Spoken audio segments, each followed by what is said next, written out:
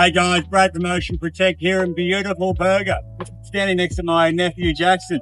Now I'm a lot smaller than Jackson, but sometimes smaller is really good. So this is a 296 square meter Filterra Bioretention system, and it would have been a lot bigger if it had been a conventional bioretention system. How do we make Filterra Bioretention system so much smaller? A big part of it is the Filterra media.